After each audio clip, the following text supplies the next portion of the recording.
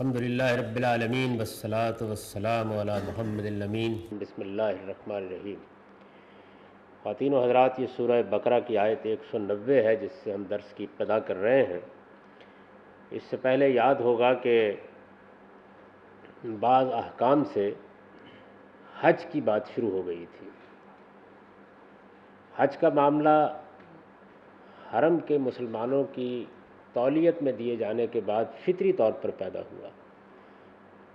اللہ تعالیٰ کے گھر کے ساتھ، اس کی عبادت کے ساتھ جو تعلق ایک مسلمان کا ہو سکتا ہے، اس کے لحاظ سے جب مدینہ کی حکومت محکم ہو گئی تو ہر مسلمان کی یہ خواہش تھی کہ اسے یہ سعادت پھر حاصل ہو۔ لیکن اس میں اس بات کا شدید اندیشہ تھا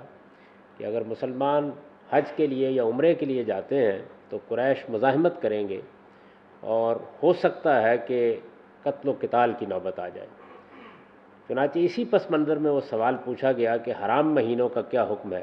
کیونکہ حج کے موقع پر اگر مسلمان جاتے ہیں یا رجب میں عمرہ کرنے کے لیے جاتے ہیں تو دونوں صورتوں میں اس کا پورا امکان تھا کہ حرام مہینوں میں آگے سے مزاحمت ہو جائے اور پھر یہ سوال پیدا ہو جائے کہ اب اس مزاحمت کا جواب تلوار سے دیا جا سکتا ہے یا نہیں دیا جا سکتا۔ قرآن مجید نے یہ بتا دیا کہ جہاں تک حرام مہینوں کی حرمت کا تعلق ہے وہ تو ہر حال میں قائم رہے گی اور اس کو اپنی طرف سے مسلمان پامال نہیں کر سکتے، لیکن اگر دوسرے اس کی حرمت کو پامال کرتے ہیں تو ظاہر ہے کہ اس طرح کے معاملات دو طرفہ بنیادوں پر ہوتے ہیں، پھر ظاہر ہے کہ مزاحمت کی جائے گی۔ چنانچہ اسی ضمن میں پھر قتال کا حکم دیا گیا ہے۔ ارشاد فرمایا وَقَاتِلُوا فِي سَبِيلِ اللَّهِ الَّذِينَ يُقَاتِلُونَكُمْ، یعنی یہ لوگ جو حج کی راہ روکنے کے لیے تم سے لڑنے پر آمادہ ہیں، اگر یہ لڑنے کے لیے نکل آئیں تو تم بھی ان سے لڑو۔ ظاہر ہے کہ یہاں بات اس جگہ سے شروع نہیں ہوئی کہ مسلمان خود حملہ کر دیں یا وہ جا کر حرم پر قبضہ کر لیں، بلکہ یہاں سے بات شروع کی ہے کہ تم تو بہرحال حج کرنے کے لیے جاؤ۔ حج و عمرہ کی عبادت سب کے لیے عام ہے۔ سیدنا ابراہیم علیہ السلام نے اس کی دعوت دی تھی، اور یہ دعوت جب دی گئی تھی تو اسی وقت یہ قانون بنا دیا گیا تھا کہ اللہ کے اس گھر کی زیارت کرنے کے لیے، اس کا حج کرنے کے لیے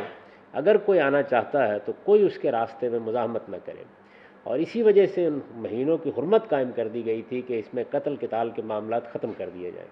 تو اگر یہ اس کی پابندی نہیں کرتے اور تم حج کرنے کے لیے جاتے ہو، اللہ کے گھر کی عبادت کرنے کے لیے جاتے ہو اور یہ تلوار اٹھاتے ہیں تو اس طرح سے گویا یہ ظلم کا ارتکاب کریں گے۔ اس ظلم کا خاتمہ کرنے کے لیے تمہیں بھی حق ہے کہ تم ان کے خلاف لڑو۔ پہلی بات تو یہ فرمائی کہ اپنی طرف سے ابھی کسی نوعیت کے اقدام کا وقت نہیں آیا ہے۔ اس سے یہ بات بہت اچھی طرح واضح ہو جانی چاہیے کہ نبی صلی اللہ علیہ وسلم کی طرف سے دعوت کا جو عمل جاری تھا اس میں پہلے مرحلے میں صرف اپنے ان حقوق کی طرف پیش قدمی کی گئی ہے کہ جن کا کوئی شخص بھی انکار نہیں کر سکتا تھا۔ عرب کی سرزمین میں سیدنا ابراہیم علیہ السلام کے ماننے والوں کو حج سے یا عمرے سے روک دینا یہ بجائے خود ایک بہت بڑا گناہ تھا اور ایک بڑے جرم کی حیثیت رکھتا تھا۔ اس کے مقابلے میں یہ کہا گیا کہ تم اپنی طرف سے پرامن طریقے سے حج کرنے کے لیے جاؤ، عمرہ کرنے کے لیے جاؤ۔ اگر مزاحمت ہوتی ہے اور لڑائی کی نوبت آ جاتی ہے تو پھر لڑنے میں بھی کوئی معنی نہیں ہے۔ گویا یہ بات واضح کر دی گئی کہ ادھر سے اگر کوئی معاملہ ہوتا ہے تو تمہیں بھی اس کا حق حاصل ہے۔ چنانچہ یہ معلوم ہے کہ بعد کے مراحل میں جب رسالت میں آپ صلی اللہ علیہ وسلم اس کے لیے گئے اور جس طریقے سے قریش نے راستہ روکنے کی کوشش کی اور پھر صلح حدیبیہ کا معاملہ ہوا، اس کے لحاظ سے یہ بالکل ایسے ہی متوقع تھا۔ وَقَاتِلُوا فِي سَبِيلِ اللَّهِ الَّذِينَ يُقَاتِلُونَهُمْ، یہ لوگ جو حج کی راہ روکنے کے لیے تم سے لڑنے پر آمادہ ہیں، یہ اگر لڑیں تو تم بھی ان سے لڑو۔ وَلَا تَعْتَدُوا، لیکن اس میں کوئی زیادتی نہ کرو۔ یہ جیسے ہی حکم دیا گیا تو ساتھ ہی یہ بتا دیا گیا کہ جنگ کا معاملہ، قتل و قتال کا معاملہ چونکہ بڑی حد تک جذبات سے بھی متعلق ہو جاتا ہے، تو ایسا نہ ہو کہ تم خود حدود سے تجاوز کر جاؤ۔ جو اخلاقی حدود اللہ تعالیٰ نے مقرر کر دیے ہیں، جنگ میں بھی ان کو ہر حال میں قائم رکھا جاتا ہے۔ اس وجہ سے فوراً یہ نصیحت کر دی وَلَا تَعْتَدُوا، تم اپنی طرف سے کوئی زیادتی نہ کرو، ان اللہ لا يحب المعتدین، اس لیے کہ اللہ زیادتی کرنے والوں کو ہرگز پسند نہیں کرتا۔ یعنی اللہ کے محبوب وہی لوگ ہوتے ہیں کہ جو نازک سے نازک حالات میں بھی اخلاقی قوانین کی پابندی کریں۔ جنگ کا یہ مطلب نہیں ہوتا کہ اللہ تعالیٰ نے جو حدود مقرر کیے ہیں ان کی نفی کر دی جائے، ان کو پامال کر دیا جائے۔ اس نازک موقع کے اوپر بھی ایک مسلمان میں اور ایک دین کو نہ ماننے والے میں بنیادی فرق یہی ہوتا ہے کہ یہ اللہ کی حدود کے اندر رہ کر جنگ و جدال میں مصروف ہوتا ہے اور وہ اللہ کے حدود کو پامال کر کے اس طرح کا اقدام کرتا ہے۔ تو مسلمانوں کو ابتدا ہی میں پہلا جملہ بولتے ہی یہ ہدایت کر دی گئی کہ کسی قسم کی زیادتی تمہاری طرف سے نہیں ہونی چاہیے۔ مطلب یہ ہے کہ کیونکہ انہوں نے نکالا بھی تھا مسلمانوں کو، ظلم و ستم بھی کیا تھا، اس وجہ سے اس کا امکان تھا کہ جذبات میں آ کر کوئی حدود توڑ دیے جائے یا کسی ایسی حرمت کو پامال کر دیا جائے جس میں پہل کرنے کا حق مسلمانوں کو حاصل نہیں ہے۔ یہ بتا دیا گیا کہ یہ حرام مہینے ہیں، تمہاری طرف سے اس میں کسی پہل کا کوئی امکان نہیں ہونا چاہیے، تمہیں بہرحال حدود کی پابندی کرنی ہے، اخلاقی تقاضوں کو پورا کرنا ہے۔ چنانچہ یہ بات قرآن مجید سے بھی معلوم ہوتی ہے،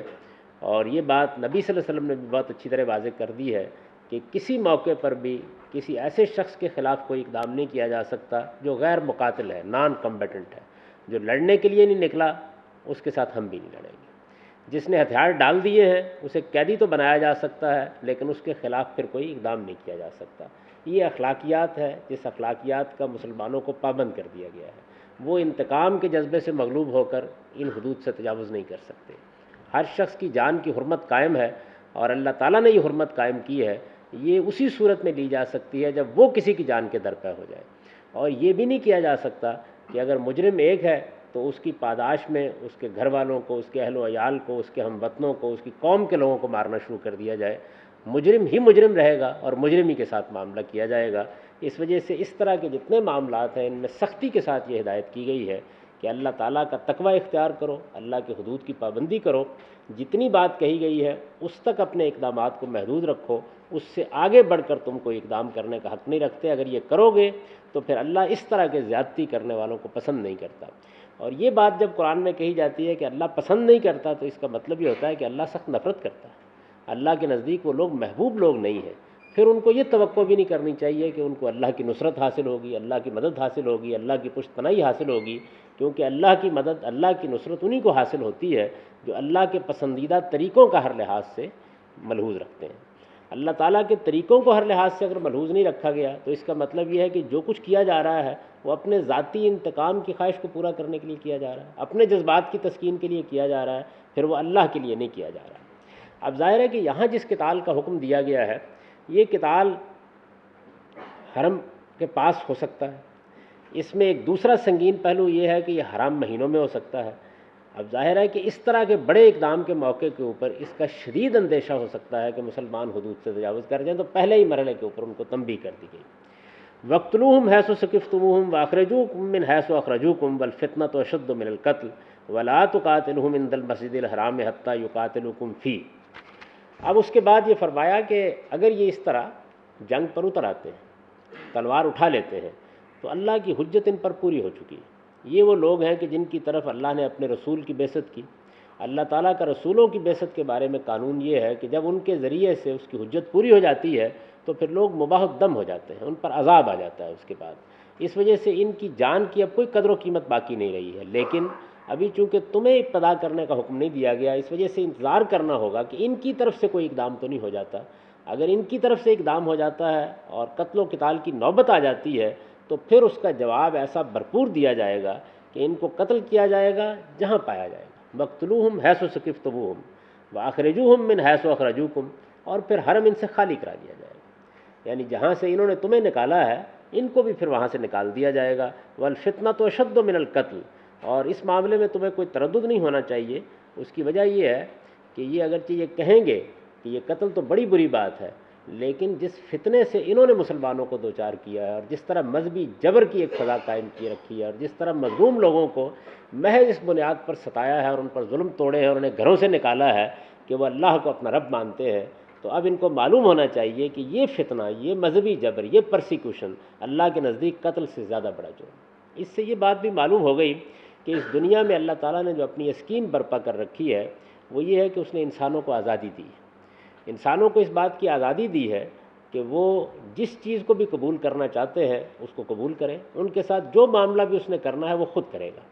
میرا یا کسی اور کا یہ کام نہیں ہے کہ وہ لوگوں کے خلاف کوئی اقدام کرے یا ان کو مذہبی جبر کا نشانہ بنائے یا ان کو دین کے معاملے میں ستانا شروع کر دے یا ان کے اوپر کوئی چیز مسلط کرے، ان کے اوپر کوئی چیز ٹھونسنے کی کوشش کرے۔ اس کا چونکہ حق نہیں ہے تو اس وجہ سے اس کو ایک بڑا جرم قرار دے دیا گیا، اور اللہ تعالیٰ کہتے ہیں کہ میں نے چونکہ یہ دنیا اس آزادی کے اصول پر بنائی ہے اور انسان کو آزادی دی ہے کہ وہ اپنے ارادے اور اختیار کے ساتھ کسی مذہب کو قبول کرے، من شاء فلیؤمن و من شاء فلیکفر، جس کا جی چاہے وہ کفر اختیار کرے، جس کا جی چاہے وہ ایمان اختیار کرے، تمہیں کوئی حق نہیں ہے کہ تم اس معاملے میں مداخلت کرو۔ اس کی سزا اگر دینی ہے تو دنیا میں بھی مجھے ہی دینی ہے اور آخرت میں بھی مجھے ہی دینی ہے۔ اس وجہ سے یہ بات سمجھ لو کہ اگر کسی نے بھی اس جرم کا ارتکاب کیا ہے تو یہ فتنہ ہے، یہ پرسیکیوشن ہے قرآن مجید کی اصطلاح میں، اور الفتنہ تو اشد من القتل، یہ قتل سے زیادہ بڑا جرم ہے کہ کسی انسان کی آزادی سلب کر لی جائے اور اللہ تعالیٰ نے جو اختیار اس کو دیا ہے دنیا میں کسی حق کو یا کسی باطل کو اختیار کرنے کا، وہ اختیار اس سے چھین لیا جائے۔ یہ بات واضح کر دینے کے بعد یہ بتایا وَلَا تُقَاتِلُوهُمْ عِندَ الْمَسْجِدِ الْحَرَامِ حَتَّىٰ يُقَاتِلُوكُمْ فِيهِ، لیکن اتنی بات یاد رکھنا کہ جب تک ان کی طرف سے اقدام نہ ہو جائے اس وقت تک تم مسجد حرام کے پاس قتل و قتال کی ابتدا نہیں کرو گے۔ وَلَا تُقَاتِلُوهُمْ عِندَ الْمَسْجِدِ الْحَرَامِ حَتَّىٰ يُقَاتِلُوكُمْ فِيهِ، مسجد حرام ایک مقدس جگہ ہے، اس کی حرمت قائم کی گئی ہے، اس حرمت کا سب سے زیادہ تمہیں خیال ہونا چاہیے۔ اس وجہ سے اس کا پورا لحاظ رہے کہ ان کی طرف سے کوئی چھیڑخانی ہوئی ہے، ابھارنے کی کوشش کی گئی ہے، ترغیب دینے کی کوشش کی گئی ہے، اکسانے کی کوشش کی گئی ہے، تو ایسا نہ ہو کہ تم جذبات میں آ کے کوئی اقدام کر ڈالو۔ جب تک عملاً ان کی طرف سے حتیٰ یقاتلوکم فی، مسجد حرام میں قتال کا اقدام نہیں ہو جاتا، اس وقت تک تمہاری طرف سے کوئی اقدام نہیں ہونا چاہیے۔ فَإِن قَاتَلُوكُمْ فَاقْتُلُوهُمْ كَذَٰلِكَ جَزَاءُ الْكَافِرِينَ، فرمایا لیکن اگر وہ پہل کر کے ابتدا کر دیں اور وہ قتال کے لیے آمادہ ہو جائیں، وہ جنگ چھیڑ دیں، پھر کوئی مسئلہ نہیں ہے، پھر بغیر کسی تردد کے ان کو قتل کرو۔ کذالک جزاء الکافرین، اس طرح کے منکروں کی یہی سزا ہے۔ یعنی یہ بات واضح کر دی کہ انہوں نے چونکہ رسول کا انکار کیا ہے، جانتے بوجھتے انکار کیا ہے، اس لیے یہ عذاب کے مستحق ہو چکے ہوئے ہیں۔ جب یہ پہل کر دیں گے تو پھر ان کو نہیں چھوڑا جائے گا۔ وقاتلوا فإن اللہ فإن انتہوا فإن اللہ غفور الرحیم، اور اگر اس کے بعد وہ باز آ جائیں، یعنی یہ ان کو بہت اچھی طرح بتا دو کہ اس موقع پر بھی اگر یہ ایمان قبول کرنے کے لیے تیار ہو جاتے ہیں تو اللہ نے ابھی ان کی مہلت ختم نہیں کی ہے، اس موقع پر بھی یہ کفر و شرک سے باز آ جائیں، اللہ کے پیغمبر کو مان لیں، تو ان کو بتا دو کہ فإن اللہ غفور الرحیم، اللہ بخشنے والا ہے، اس کی شفقت ابدی، یعنی وہ پھر کرم فرمائے گا۔ ابھی مہلت باقی ہے، اور جب تک مہلت باقی ہے اس وقت تک خدا کی دامن رحمت بہت وسیع ہے۔ اگر یہ اس موقع کے اوپر بھی باز آ جاتے ہیں اور صحیح رویہ اختیار کر لیتے ہیں اور اللہ کے پیغمبر کو مان لیتے ہیں تو اللہ تعالیٰ ان کے گناہ بخش دے گا۔ وَقَاتِلُوهُمْ حَتَّىٰ لَا تَكُونَ فِتْنَةٌ وَيَكُونَ الدِّينُ كُلُّهُ لِلَّهِ فَإِنِ انتَهَوْا فَلَا عُدْوَانَ إِلَّا عَلَى الظَّالِمِينَ۔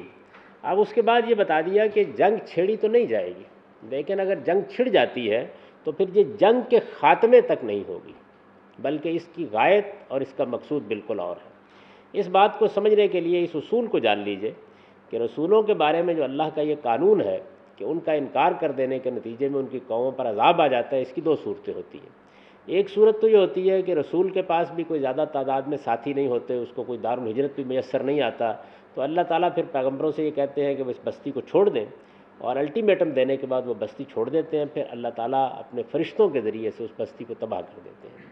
چنانچہ قوموں کی جو تاریخ قرآن مجید میں بیان ہوئی ہے اس سے معلوم ہوتا ہے کہ جن قوموں کی طرف بھی رسولوں کی بعثت ہوئی ان سب کے ساتھ اللہ تعالیٰ نے یہی معاملہ کیا۔ قوم نوح پر جس طریقے سے طوفان آیا اس کی سرگزشت قرآن نے بیان کر دی ہے، قوم عاد کے ساتھ جو معاملہ ہوا اس کو بھی بیان کر دیا ہے، قوم سمود، قوم لوط، قوم شعیب کے ساتھ جو معاملات ہوئے ان کی پوری تفصیل سنا دی، اور یہ بتا دیا ہے کہ جب ان قوموں نے اللہ کے پیغمبروں کا انکار کر دیا اور اللہ کی حجت پوری ہو گئی تو دنیا ہی میں انہیں عذاب سے دوچار کر دیا گیا۔ یہ در حقیقت اللہ تعالیٰ کی طرف سے اس بات کی آیت اور اس بات کی نشانی ہوتی ہے کہ جو جزا و سزا وہ قیامت میں برپا کرنے کی بات کر رہا ہے وہ جزا و سزا اسی دنیا میں برپا کر کے دکھا دے۔ یہ خدا کی دینونت، خدا کی جزا و سزا ہے جس کا ایک نمونہ لوگوں کو دکھا دیا جاتا ہے، اور یہ اس لحاظ سے گویا اللہ تعالیٰ کے پیغام، اس کی دعوت اور اس کی ہدایت کی ایک قطعی دلیل ہوتی ہے۔ یعنی انسان کو جتنے دلائل بھی دیے جاتے ہیں وہ چونکہ تجربی نہیں ہوتے، ان کے معاملے میں انسان عقل سے استنباط کرتا ہے تو وہ ان کا انکار کر سکتا ہے، تو اللہ تعالیٰ پھر ایک مرتبہ کسی بستی میں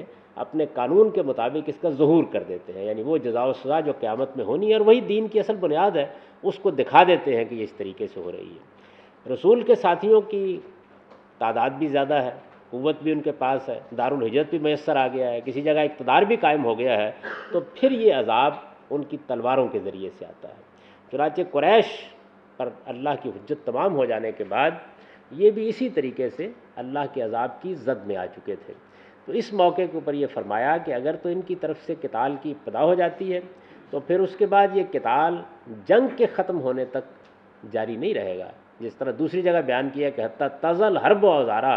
یعنی اس کی غایت، اس کا انجام یہ نہیں ہے کہ جنگ ختم ہو گئی بس اس کے بعد قتال بھی بند ہو جائے گا، نہیں، پھر اس کے بعد اللہ تعالیٰ کے اس عذاب کو ان پر نازل کر دیا جائے گا، اور وہ اس طریقے سے ہوگا کہ ایک طرف تو جب تک فتنہ اور پرسیکیوشن باقی ہے یہ سلسلہ جاری رہے گا، یعنی جہاں جہاں بھی کہیں یہ مسلمانوں کو ستا رہے ہیں یا ان کو مذہب تبدیل کرنے سے روک رہے ہیں تو وہاں وہاں یہ قتال جاری ہوگا، اور اس وقت تک جاری رہے گا جب تک فتنے اور پرسیکیوشن کی یہ صورت ختم نہیں ہو جاتی۔ ایک یہ بات بیان کی۔ دوسری بات یہ بیان کی کہ چونکہ ان پر اللہ کے رسول کی حجت تمام ہوئی ہے، اس وجہ سے اس سرزمین عرب میں اب ان کے لیے جینے کا کوئی موقع نہیں ہے، اب یہاں سے ان کا خاتمہ کر دیا جائے گا، اور دین پورا کا پورا اللہ کے لیے جب تک نہیں ہو جاتا اس وقت تک قتال جاری رہے گا۔ یہ کہنے کے بعد فرمایا فَإِنِ انْتَهَوْا فَلَا عُدْوَانَ إِلَّا عَلَى الظَّالِمِينَ، کہ اگر اس کے بعد بھی وہ باز آ جاتے ہیں تو پھر تمہیں اپنی طرف سے کوئی اقدام کرنے کا حق نہیں ہے، پھر تمہارا کام یہ ہے کہ تم اس بات کو تسلیم کر لو، اور پھر اس کے شرائط آگے قرآن مجید نے سورہ توبہ میں بیان کر دیے ہیں کہ یہ ایمان قبول کرتے ہیں، نماز کا اہتمام کرتے ہیں، یہ زکوٰۃ ادا کرنے کے لیے تیار ہو جاتے ہیں، تو پھر ان کو مسلمانوں کی حیثیت سے حقوق دے دیے جائیں گے، فَإِخْوَانُكُمْ فِي الدِّينِ، پھر ان میں اور تمہارے درمیان کوئی فرق نہ رہے گا۔ یہی قرآن مجید کی وہ آیت ہے جس میں قتال کا حکم دیا گیا ہے، اور اس میں قتال کی دو صورتیں واضح کر دی گئی ہیں، ایک پرسیکیوشن، فتنہ، ظلم، عدوان ہے، یہ قتال قیامت تک جاری ہے، یعنی اگر کسی جگہ پر بھی کوئی ظلم ہوتا ہے، کوئی زیادتی ہوتی ہے تو مسلمانوں کے پاس طاقت ہے تو یہ ان کا مذہبی فریضہ ہے کہ وہ مظلوم کی مدد کریں۔ یہ جو ہمارے ہاں عام طور پر لوگ بحث کرتے ہیں مدافعانہ یا دفاعی جنگ کی اور اقدام کی جنگ کی، یہ بالکل بے معنی بات ہے۔ قرآن مجید نے جو تقسیم کی ہے وہ یہ ہے کہ ایک صورت یہ ہے کہ آپ ملک گیری کے لیے جنگ کریں، اس کا کوئی سوال نہیں، آپ کسی قوم پر اپنا سیاسی غلبہ قائم کرنے کے لیے جنگ کریں، اس کی کوئی اجازت نہیں ہے، آپ لوگوں کا مال لوٹنے کے لیے جنگ کریں، اس کو اللہ تعالیٰ نے حرام مطلق قرار دیا ہے، ان میں سے کوئی چیز بھی جنگ کا باعث نہیں ہو سکتی۔ یعنی یہ جو قتال ہے یہ قتال اللہ کے لیے ہے اور اللہ کے قائم کردہ اصولوں کے مطابق ہوگا، اور اس کی غایت یہ ہے کہ اگر کسی جگہ ظلم ہو رہا ہے، عدوان ہو رہا ہے، زیادتی ہو رہی ہے اور مسلمان طاقت رکھتے ہیں تو ان کو اقدام کرنا چاہیے۔ اللہ تعالیٰ نے جس طرح اس دنیا کا نظم قائم کرنے کے لیے حکومتوں کو یہ حق دیا ہے کہ اگر کوئی شخص لوگوں کی جان مال کے درپے ہو جاتا ہے، ان کی آبرو کے درپے ہو جاتا ہے تو اس کو سزا دے،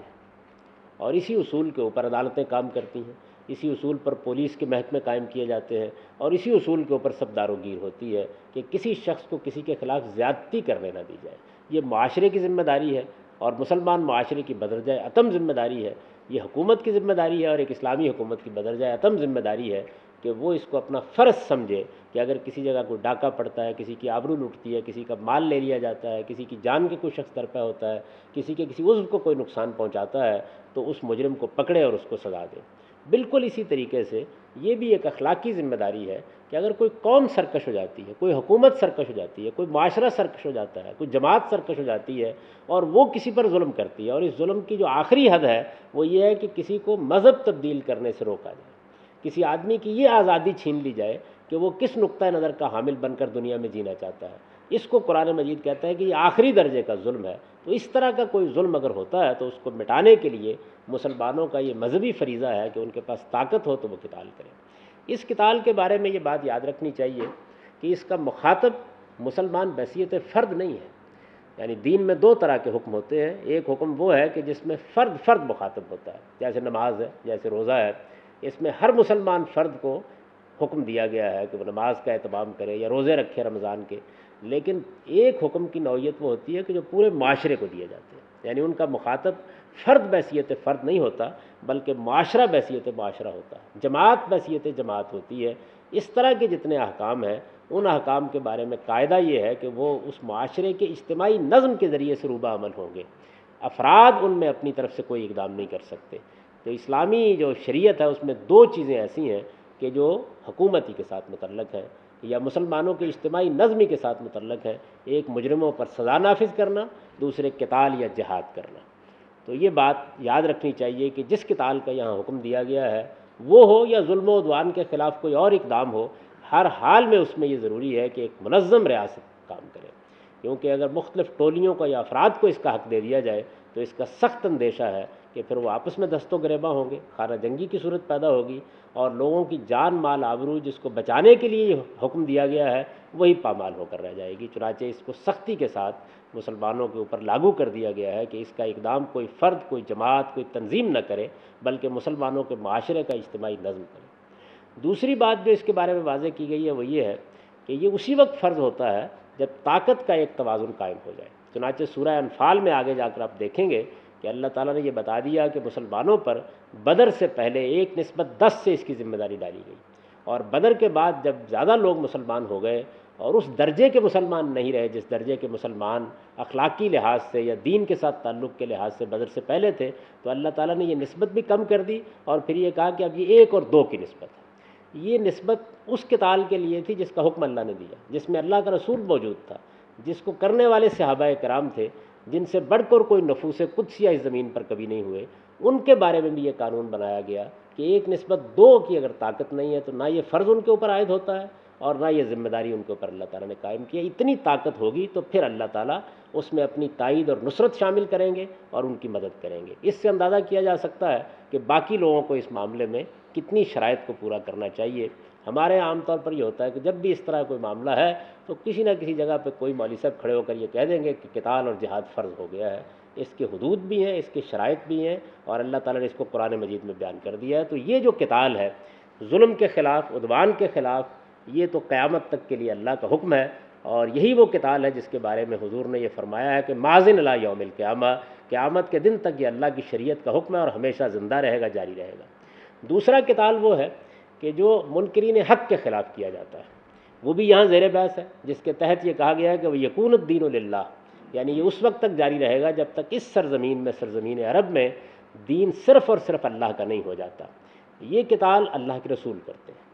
اور یہ ان کے ساتھیوں پر لازم کیا جاتا ہے۔ اس معاملے میں میرے یا آپ کے لیے کسی اقدام کی کوئی گنجائش نہیں ہے۔ یہ در حقیقت اللہ کا قتال ہوتا ہے، یعنی اللہ تعالیٰ دنیا کے اندر کسی قوم کو اپنے پیغمبروں کا منکر ہو جانے کی سزا دیتی ہے۔ یہ قتال ہمیشہ کے لیے ختم ہو گیا۔ اب دنیا میں کسی شخص کا یہ حق نہیں ہے کہ وہ دین اور مذہب کے معاملے میں اس نوعیت کے کسی قتال کا اہتمام کرے۔ دنیا میں اب انسان جئیں گے آزادی کے ساتھ، جو مذہب چاہیں گے اختیار کریں گے، جس چیز کو چاہیں گے چھوڑیں گے، جس چیز کو چاہیں گے وہ اپنائیں گے۔ البتہ اگر ظلم اور عدوان کا کوئی ارتکاب کرتا ہے تو تب مسلمانوں کو حق ہے، اور مسلمانوں کو کیا ہے، اس معاملے میں تو انسانی ضمیر بھی گواہی دیتا ہے کہ ہر قوم کو حق حاصل ہے کہ وہ ظلم و عدوان کو مٹانے کے لیے اقدام کرے۔ تو فرمایا کہ یہ 2 مقصد ہیں جو یہاں پورے ہوں گے۔ ایک یہ کہ چونکہ یہاں فتنہ برپا کیا گیا ہے، اس ظلم کے خلاف جنگ کی جائے گی، اور دوسرے یہ کہ یہاں پر ایک پیغمبر کی بعثت کے بعد اس کا انکار کیا گیا ہے، لہذا اللہ نے فیصلہ کر دیا ہے کہ وہ اپنی دینونت برپا کرے گا، اور اس سرزمین کے اندر اب کسی اور دین کے لیے گنجائش باقی نہیں چھوڑی جائے گی۔ یہ غایت ہے جو اس قتال کی بیان کر دی گئی ہے، اور فرمایا فَإِنِ انتَهَوْا فَلَا عُدْوَانَ إِلَّا عَلَى الظَّالِمِينَ۔ لیکن اگر یہ لوگ اس قتال کے دوران میں بھی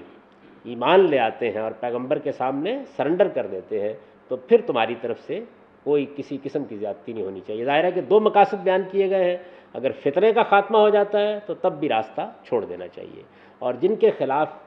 اس بنیاد پر قتال کا حق دیا گیا ہے کہ انہوں نے پیغمبر کا انکار کیا ہے، وہ اگر پیغمبر کا اقرار کر لیتے ہیں، اس کے شرائط بیان کر دیے گئے ہیں، تو پھر ان کے خلاف بھی کسی نوعیت کا کوئی اقدام جائز نہیں ہے۔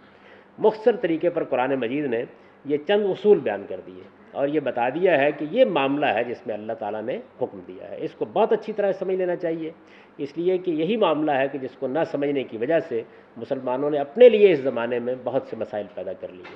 اور وہ قرآن مجید کی انہی آیات کو پڑھتے ہیں، اور چونکہ ان کے پورے پس منظر سے اور ان کے پورے فلسفے اور ان کی پوری حکمت سے واقف نہیں ہوتے، اور یہ خیال کرتے ہیں کہ ان کو یہ حق دیا گیا ہے کہ وہ دنیا کے اندر تمام ادیان کو مٹا دیں۔ اللہ تعالیٰ نے یہ معاملہ بہت وضاحت کے ساتھ قرآن مجید میں بیان کیا ہے، اور اس کو ایک ایک پہلو سے ہر مسلمان کو اس زمانے میں بطور خاص سمجھ لینا چاہیے اور اچھی طرح جان لینا چاہیے کہ اس معاملے میں حدود کیا ہے۔ اس کا خلاصہ یہ ہے کہ اللہ تعالیٰ کی طرف سے جہاد و قتال کا حکم صرف ظلم و عدوان کے خلاف باقی رہ گیا ہے، باقی کسی معاملے مسلمان اس کے ارتکاب نہیں کر سکتے۔ یہ حکم سرتاسر حکومت اور منظم حکومت سے متعلق ہے، اور اس کے لیے فریضہ کے طور پر عائد کرنے کا کام کسی شخص کا حق نہیں ہے، بلکہ اس کے لیے حکومت ہی کو فیصلہ کرنا ہوتا ہے، اور جو طاقت کا توازن اس کے لیے اللہ تعالیٰ نے قائم کیا ہے اسے ہر حال میں ملحوظ رکھنا ہوتا ہے۔ اب سادہ طریقے سے اس کا ترجمہ سن لیجئے۔ اور اللہ کی راہ میں ان لوگوں سے لڑو جو حج کی راہ روکنے کے لیے تم سے لڑیں، اور اس میں کوئی زیادتی نہ کرو، بے شک اللہ زیادتی کرنے والوں کو پسند نہیں کرتا۔ اور ان لڑنے والوں کو جہاں پاؤ قتل کرو، اور وہاں سے نکالو جہاں سے انہوں نے تمہیں نکالا ہے، اور یاد رکھو کہ فتنہ قتل سے زیادہ بری چیز ہے۔ اور مسجد حرام کے پاس تم ان سے خود پہل کر کے جنگ نہ کرو جب تک وہ تم سے اس میں جنگ نہ کریں، پھر اگر وہ جنگ چھیڑ دیں تو انہیں بغیر کسی تردد کے قتل کرو۔ اس طرح کے منکروں کی یہی سزا ہے، لیکن اگر وہ باز آ جائیں تو اللہ بخشنے والا ہے، اس کی شفقت ابدی ہے۔ اور تم یہ جنگ ان سے برابر کیے جاؤ یہاں تک کہ فتنہ باقی نہ رہے اور دین اس سرزمین میں اللہ ہی کا ہو جائے، تاہم وہ باز آ جائیں تو جان لو کہ اقدام صرف ظالموں کے خلاف ہی جائز ہے۔ اقول قولی ھذا واستغفر اللہ لی ولکم۔